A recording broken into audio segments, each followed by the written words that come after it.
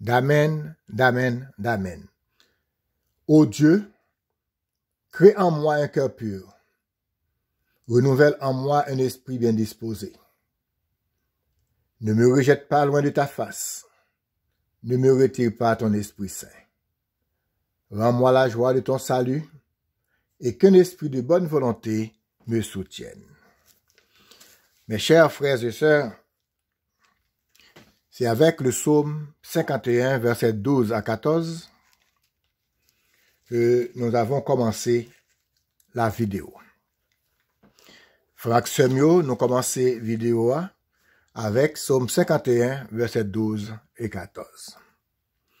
Une famille a besoin de quoi pour faire fonctionner la maison? Qui ça que une famille besoin pour nous capables de faire maison nous bien fonctionner? Autre que la nourriture, les vêtements, etc. C'est quoi on a besoin vraiment pour faire fonctionner une famille? Qui ça nous besoin vraiment pour nous faire fonctionner une famille autre que rad, manger et autres?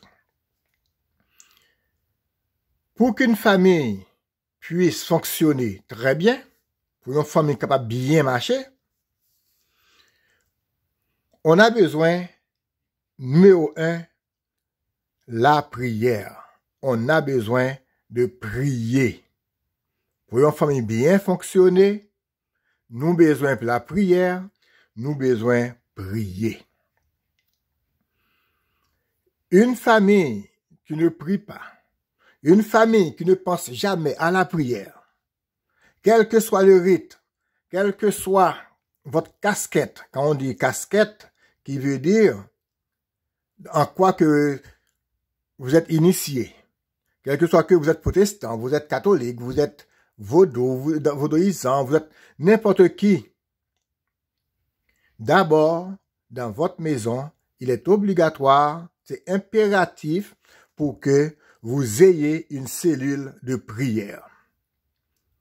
Quel que soit dans sa co-initié, ou t'es vaudouisant, ou t'es dans catholique, ou t'es dans protestant, ou t'es dans n'importe casquette. Quand on dit casquette, ça veut dire en n'importe quoi que vous êtes initié. Par exemple, je peux être maçon et je peux être kabbaliste, je peux être, donc chacun, à chaque fois, c'est une casquette.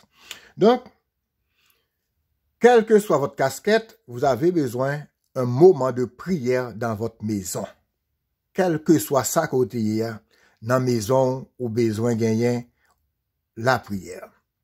Ça veut dire, vous pouvez planifier des moments de prière. Est-ce que c'est chaque jour avec la famille? Est-ce que c'est une fois chaque 2 jours? Est-ce que c'est une fois chaque semaine? Eh bien, vous devriez, ça c'est impératif, vous devriez mettre une cellule de prière dans la maison. Pourquoi la prière? Parce que au moment que vous regardiez tout le temps la télé, par exemple, la télé va vous expliquer quoi? Qu'il y avait 2 morts sur la route aujourd'hui, qu'il y avait une fusillade aux États-Unis, qu'il y avait des manifestations en France, qu'il y avait en Haïti des morts, etc., etc. Donc, la télévision peut nous apporter certaines connaissances, mais évitez, surtout vous qui avez une télé dans votre chambre, ou même qui ont une télé dans la chambre, télé à lui-même, il est toujours là pour le porter nouvelles, pour l'abdou, manifestation tel côté, moun mouri tel côté. Et lorsque vous vivez avec ce genre de choses, lorsque vous allez dormir avec ce genre de choses, les wap vivent, ou pral dormir avec bagay ça dans tête ou, pendant la nuit, ou get tendance pour faire mauvais rêve, ou get tendance pour mal dormir, pour pas qu'à dormir bien. Parfois, vous ne pouvez même pas dormir la nuit, vous réfléchissez, vous ne savez même pas de quoi, sur quoi. Eh bien, c'est parce que vous avez regardé la télé, surtout vous qui avez une télé dans votre chambre, vous avez regardé la télé juste avant de dormir, et puis vous commencez, et votre psychique commence à être troublé. Les psychiques sont troublés, parce que vous avez une télévision dans la chambre, ou à regarder une série d'images, par exemple, moun kap mouri, nous voyons moun, c'est souvent, il y a, vous regardez des films, par exemple, des films d'horreur, et la nuit, il y a des cauchemars. C'est-à-dire, la dernière chose que vous aviez regardée, nous voyons que nous avons regardé des films d'horreur, la nuit, avant de dormir, et la nuit, là, nous fait cauchemar. C'est pourquoi, dernier bagaille qui nous te gardé, souvent, c'est ça qui reste en nous et qui trouble nos corps physiques, émotionnels, mentaux, etc. Donc, il est préférable, avant d'aller dormir, de regarder des choses spirituelles et puis de dormir avec une phrase spirituelle. Par exemple, vous allez dormir, vous dites au revoir, vous faites vos câlins à toute la famille et vous vous couchez. Vous dites, par exemple, l'Éternel est mon berger. Et puis vous essayez de répéter l'Éternel est mon berger, l'Éternel est mon berger, l'Éternel est mon berger. Vous dormez avec une phrase spirituelle ou un mot mystique que vous répétez, que vous répétez, que vous répétez en vous. C'est ça que nous avons dit. On nous essaye avant qu'on aille dormir pour nous pas garder une série de vieilles images dans la télé. Parce que ça peut jouer sur l'esprit nous. De préférence, nous dormir avec une phrase mystique, une phrase spirituelle. Par exemple, l'Éternel est mon berger. Nous dormons avec elle. Nous pouvons dormir avec n'importe quelle phrase. Ça, c'est un exemple. Nous dormons avec phrase ça, et nous apprenons que parfois, manque de sommeil que nous connaissons, là, nous finissons de regarder télé, puisque nous changeons mauvaise habitude ça, nous prenons sommeil nous, li ap mieux. Je viens de dire que la prière est primordiale. Donc, organisez chez vous des moments de prière. Et que la parole reste toujours dans votre bouche. Pendant que vous marchez, vous êtes au travail, vous êtes au volant, vous conduisez, vous êtes n'importe où, dans une croisière, n'importe où, eh bien, essayez d'avoir toujours quelque chose dans la bouche, dans le cœur, dans la pensée, au niveau spirituel. La prière, la vraie clé, quelle que soit la façon que vous priez, quelle que soit la façon que vous priez, la prière, c'est lui-même qui est clé. Vous allumez une bougie, vous jetez de l'eau, vous mettez vos deux genoux par terre, debout, n'importe comment. La prière, c'est la clé. Mener une vie spirituelle dans une maison, ça permet que toute la famille se range en arrière de vous. Par exemple, si c'est la mère, c'est souvent le père, bien sûr, au niveau spirituel. Donc, quand le père prend une décision pour qu'il organise des moments de prière, par exemple, et une fois chaque 2 jours, par exemple, ou bien une fois par semaine, ou bien n'importe quand, une fois chaque jour, eh bien, toute la famille sera arrangée en arrière. Si la première journée, la première fois que la femme ne veut pas suivre, mais ne vous inquiétez pas, eh bien, dans le jour qui vient, l'a accepté. Dans les jours qui suivent, eh bien, ne vous inquiétez pas, elle suivra le même courant, le même chemin que toute la famille. Prions pour la famille, pour l'unité. Dans une maison, deuxième chose, il y a ce qu'on appelle la discrétion. La discrétion dans une famille, c'est primordial. Pourquoi? Imaginez-vous, vous avez trouvé un collègue de travail. Vous commencez à parler. Discrétion dans une famille, c'est très important. C'est primordial. Imaginez, vous arrivez dans le travail, vous jouez aux amis, vous commencez à parler. Oh, mon mari, et ça fonctionne pas bien pour lui. Mon mari, mais il est orgueilleux. Mon mari ou bien ma femme est orgueilleuse. Mon mari. Donc, quand vous êtes au travail, vous devez respecter certaines lois. La discrétion familiale, c'est importante. Au travail, lorsque vous êtes au travail, on dit que dans le travail là, il faut nous garder discrétion de famille. Travail, c'est travail.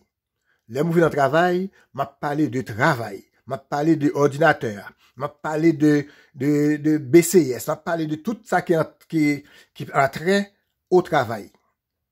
On me demande comment que mieux, moins bien. Si quelqu'un vous demande comment ça va, vous dites, je suis bien. Mais quand cette personne vous parle, vous pose la question de la famille, tout va bien. Mais il n'est pas question, non, et mari m'a pas marché bien, pénis n'est pas bon, non, il n'est pas bon l'argent, non, mon mari ne me donne pas de l'argent, mon mari, son pénis ne fonctionne pas, ah, mon mari est toujours... Non, ce genre de choses, ça reste à la maison. Donc, la discrétion est de mise. C'est pas le moment de dire que ma femme, elle est fait, non, elle ne me respecte pas. Non. Arriver à la maison, continuer à prier pour que cette femme ou ce mari, pour que sa situation puisse changer. Donc, nous parlons de prière, prière pour famille, nous parlons de discrétion qui doit gagner pour famille, car parole famille, pas parler au travail, pas parler avec les amis. Quel que soit le nombre d'amis que nous gagnons, essayez de respecter la discrétion familiale. D'autre part, on peut dire, ok, dans une famille, il doit avoir l'harmonisation. Harmonisation avec Dieu et avec la famille tout entière. Dans une famille, faut que nous ayons harmonisation avec bon Dieu et avec chaque membre de la famille. Car, s'il y a toujours des troubles dans cette famille, si toujours une série de troubles dans la famille, c'est là que vous allez commencer à voir que, oh non, cette femme, elle est pas belle. Cette femme, elle est ci, elle est ça. Donc, l'intérêt va commencer à se désister. Ou pas manquer d'intérêt lorsque pas gagner harmonisation dans la famille. Donc, essayez pour que vos enfants, pour que votre femme, votre mari, pour que notre vie soit une vie heureuse. Essayez pour que vie petite ou madame ou mari ou, pour que son vie qui est heureuse. Heureuse dans tout. Pas parce que monsieur un tel gagne $100,000 ou même ou gagne 10,000 ou pas qu'à heureuse. Ne pense pas le fait que monsieur, mon voisin a $100,000 et puis moi j'en ai 10,000. Eh bien, c'est pas pour moi. C'est pour moi 10,000. Je suis malheureux. Non. Je suis heureux. Ma famille est heureuse. L'important, on a la prière, on a la discrétion, on a toutes les conditions requises pour avoir une belle vie. Ça, mon conseil au lit, je vous le conseille fortement pour que dans la maison, pour que chez vous, vous fassiez tout ce qui est en votre pouvoir pour que votre maison soit en paix, pour que vous ayez la paix, l'harmonie, la discrétion. Ça, c'est un proverbe. Moun dehors, pas besoin qu'on a faire. Si la caille pas avant nous, eh bien, dehors, pas qu'à acheter. Si la maison ne dit rien de vous, de l'extérieur, eh bien, l'extérieur ne saura rien de vous. Donc, maintenant, parlons du respect. Le respect, c'est quelque chose qui est très important. Vivre dans cette vie, c'est pas aussi facile qu'on le croit. C'est pas le fait que vous pouvez faire tout ce que vous voulez. Non. Vivre dans cette vie, dans ce monde, c'est vraiment, il y a beaucoup de difficultés, vous le savez très bien. Nous avons une pile de difficultés pour nous capables de vivre dans le monde ça. Mais, il est important de respecter les lois de la nature. Ça veut dire, le respect pour autrui, le respect d'autrui, le respect les uns pour les autres, c'est très important. les nous respecter une l'autre, c'est très important. Respecter prochain nous. Et respecter famille nous encore plus. Car famille, li capable, yon membre de la famille, capable yon ennemi pour, li capable yon ami. Dans quel sens? Un membre de la famille peut être un ennemi ou un ami. Dans quel sens? Eh bien, c'est dans le sens que si la famille veut vous livrer, un membre de la famille veut livrer un autre, c'est facile. Parce que ce membre, il sait tout de vous. Yon membre qui, yon moun de famille qui veut livrer, yon l'autre membre, il est capable, parce qu'il connaît toute bagaille de vous. Eh bien, le respect, c'est très important. Respectons-nous les uns des autres. L'enfant, même que l'enfant a 10 ans, il mérite votre respect. Et même que l'enfant a 30 ans, il le mérite aussi. Donc, yon ti moun gagne 30 ans, quel que soit l'âge li, quel que soit le type maman, le type papa, li besoin respect. Essayez de parler à vos voisins avec respect. Car eux aussi, comme on dit souvent, nos voisins sont des draps. Si les voisins ne disent rien, eh bien, les autres ne sauront rien aussi. Pour éviter que la vidéo soit trop longue, je vais essayer d'être bref. Et on parle maintenant de partage des tâches. Partage des tâches. Surtout dans les pays sous-développés, on trouve souvent que le monsieur, c'est le roi. On dit que le monsieur est le chef de la famille. Et moi-même, j'ai déjà lu un livre sur chef de ton foyer. Le monsieur est le chef. Lui, il vient du travail, eh bien, il s'assoit, eh bien, il attend la nourriture, il attend sa femme, et puis pour que sa femme fasse tout le reste de la maison. Quand on parle de partage de tâches, nous voulons partager ça, il faut nous dire, monsieur, je dis à même quoi écouter vidéo ça. On nous prend conscience. On nous prend conscience que nous pas qu'à ce travail, nous seulement venir nous chita, nous obtenir madame nan, fait toute bagaille. Oui, je peux comprendre. Une femme à la maison, une femme au foyer, si la femme est au foyer et il n'y a pas d'enfant à prendre soin, ouais, là, je peux comprendre. Nous attendons que les vini, les capables de manger quitter, les capables de faire un série de bagailles, nos petits soins. Mais une femme qui travaille, elle quitte la maison pour passer 8 heures de temps à travailler dans un emploi. Vous aussi, vous sortez pour aller faire 8 heures de temps. Mais en retour de la maison, ayez du respect pour elle et elle aussi, elle te doit du respect. Donc, qui veut dire, gon bagay qui relève partage des tâches. Ça veut dire, on doit partager les tâches dans la maison. Est-ce que dans la maison, c'est seulement préparer la nourriture? Non. Parfois, vous dites, ah, ma femme va préparer la nourriture. Mais et vous faites quoi? Je ne vous fais pas des leçons. Non, je ne pas faire nos leçons. Mais ça, je vous donne des conseils sur Mystic Granade, comment que un couple nous doit fonctionner. Vous devriez partager les tâches. Par exemple, si la femme aime préparer la nourriture, laisse-la avec sa nourriture pour préparer la nourriture. Mais vous, par exemple, vous ne voulez pas faire la nourriture, mais si vous ne voulez pas faire la cuisine, mais vous pouvez quand même passer une mop. Vous pouvez prendre soin de la maison. Vous pouvez passer l'aspirateur.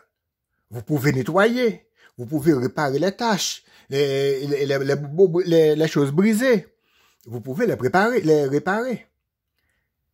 Est-ce que, à chaque fois, vous allez dire, ah, cette femme, elle est salope.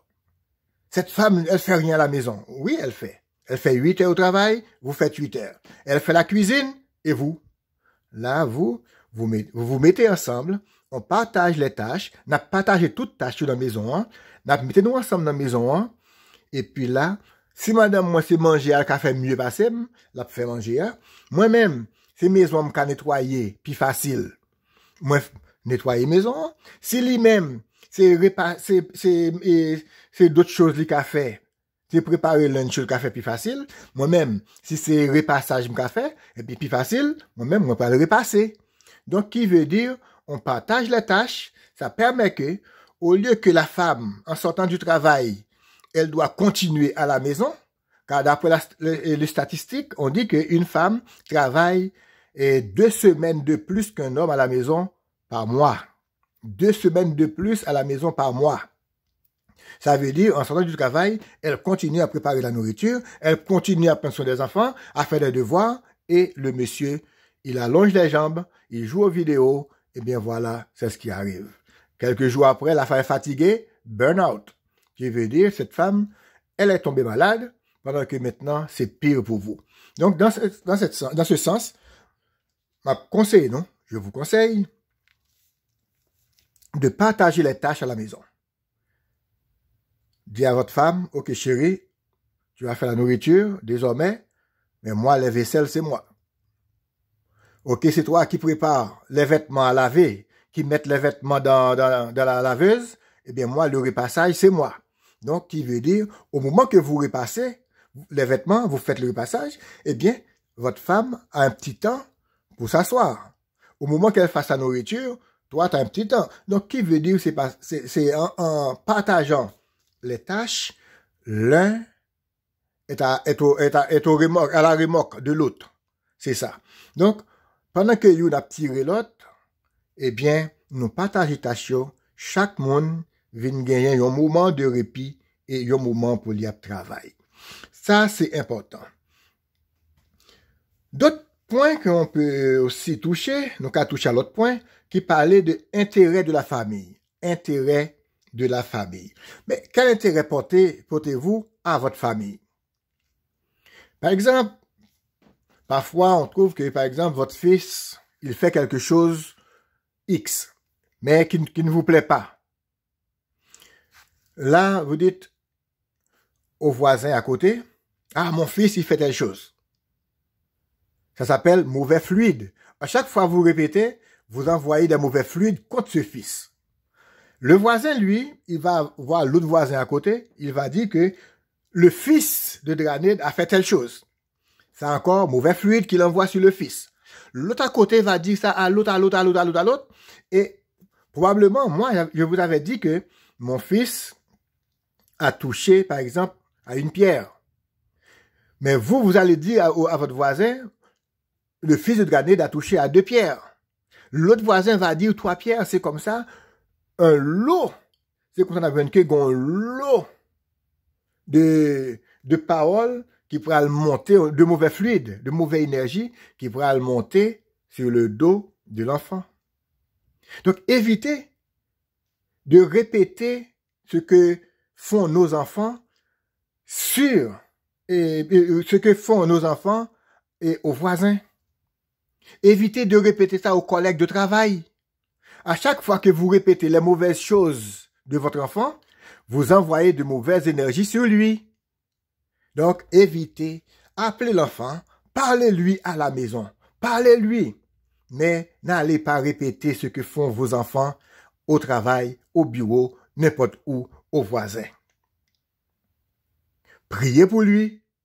C'est pourquoi nous avons une Bible qui dit « Priez sans cesse ». C'est notre frère Paul. Priez sans cesse. Donc, portez intérêt à la famille. La famille a besoin de quoi? Si aujourd'hui, je suis dans les possibilités de donner ça à mon fils, je peux lui dire, OK, dans 2 semaines. Mais il faut que je voie dans 2 semaines. Si je vois que dans 2 semaines, je ne pourrai pas, je dis, mon fils, c'est pas encore le temps, je ne peux pas maintenant. Mais j'ai ça en tête. Donc, chaque fois que Timoun demande au bagay, ou est-ce pas kabali, pas dire oui pendant que vous dire non. Ne jamais dire oui à l'enfant pendant que vous savez très bien que vous ne pourrez pas exécuter votre oui. Il vous demande quelque chose, vous ne pouvez pas, ne dites pas oui. Donc, peut-être, vous dites, je ne peux pas maintenant, vu ma situation. Et puis, il y a un petit quelque chose qui passe autour de vous, et puis tout de suite, vous trouvez la possibilité, eh bien, vous le faites comme surprise. Donc, portons des intérêts vraiment pour notre famille. En nous portant intérêt pour famille nous, car la famille a besoin de ça. Le respect les uns pour les autres, la femme, le mari, les enfants, et le respect de toutes les personnes qui sont autour. En nous respecter tout le monde qui est autour de nous-mêmes. Peut-être vous avez 100 000 $, vous avez 200 000. Le monsieur à côté de notre voisin, il a à peu près un 10 000, un 5 000. Ne dites pas que vous êtes supérieur à lui. Si vous pouvez l'aider, eh bien, faites-le. Si vous avez aidé mon nan, parce que vous avez 100 000 $, 200 000 $, pendant que l'autre là à côté à lui-même, il n'a pas qu'à manger. Si vous avez un plat manger, bah l'île. Si vous avez montré comment pour le faire l'argent, montrez-le. Et nous après, comment que la vie moun a vient améliorer, et chaque monde que vous aidez à améliorer la vie pas améliorer. C'est ça la beauté des choses. À chaque fois vous aidez quelqu'un à améliorer sa vie, la vôtre aussi s'améliore. Vous le croyez ou pas, c'est ça. Donc, portez intérêt pour la famille. Envoie toujours de bonne énergie pour les enfants, pour la famille. Dites toujours à la femme, tu es belle, je t'aime. Donne des petits surnoms. Vos enfants, encouragez-les. Et puis, vous verrez, ça ira mieux. Lorsque vous restez tout le temps dans votre coin, à vous plaindre, de quoi? Non. Cherchez la porte de sortie. C'est pas seulement la porte de vous renfermer sur vous, là. Non, non, non, non. Cherchez toujours la porte de sortie. Prenez un moment. Méditez. Demandez au Seigneur de craigner en vous un cœur pur. Et avec ce cœur pur, lorsque nous demandons, mon Dieu, pour nos bons cœurs purs, avec ce cœur pur, vous ferez des merveilles. C'est pourquoi, quand vous avez fini de prier, dites toujours, le Christ, je ne dis pas Jésus, le Christ au-dessus de moi, le Christ en dessous de moi ou de nous, le Christ en avant de nous ou de moi, le Christ en arrière de moi ou de nous, le Christ à notre gauche, le Christ à notre droite, le Christ autour de nous, le Christ en nous. Terminez toujours vos prières avec ça et vous verrez. Donc, le dernier point, c'est la joie. Essayez toujours pour nous gagner la joie dans la famille. Essayez toujours d'avoir de la joie dans la famille. C'est important. Quand vous sortez, n'entrez pas à la maison avec de la peine. Oh, pour qu'on te dise, chérie, qu'est-ce que t'as? Non, j'ai un petit problème. Pas entrer dans le caille nous avec problème. Lorsque nous avons venu, c'est ça, madame ou Marou Abdou, sort gagné. Petit Abdou sort gagné. Non, rentrez toujours avec la joie. Entrez toujours dans la maison avec le remerciement. Quand vous sortez, vous êtes au volant, vous marchez, etc., vous entendez parler d'accident. Mais pas vous. Eh bien, est-ce que vous êtes exempt? Non. Est-ce que nous nous exempter de tout accident? Non. Lorsqu'on marche ou sorti, vous entendez parler d'accident. Mais jamais accident pas arrivé. Eh bien, quand vous rentrez dans la maison, la première chose, eh bien, remerciez Dieu. Remerciez Dieu. Remerciez Dieu. Vous sortez, vous rentrez. Toute la famille sont à la maison, sainte et sauve. Remerciez Dieu. Donc, pour les points, on a parlé de la prière pour la famille, la discrétion, l'harmonisation avec Dieu et la famille, le respect les uns pour les autres, le partage des tâches dans la maison, intérêt de la famille et la joie que nous devons procurer dans la maison ça. Mes frères, mes sœurs, vous qui m'écoutez actuellement, faites quelque chose pour votre vie. Faites quelque chose pour votre famille. Bill Gates n'est pas plus heureux que vous. Lui, il a des milliards. Mais vous, vous avez la paix. Lui, chaque jour, là, ne dit pas qu'il est, il est bien le fait qu'il a des milliards. Non. Vous, si vous avez des milliards, vous avez de quoi vivre, de payer vos billes, eh bien, cherchez la paix et cherchez d'abord le royaume de Dieu, comme on dit. Cherchez la paix, l'amour, l'harmonie en nous et autour de nous. C'est là qu'il a quitté nous. Je vous souhaite bonne journée ou bonne nuit. Que le grand architecte de l'univers vous soit en aide.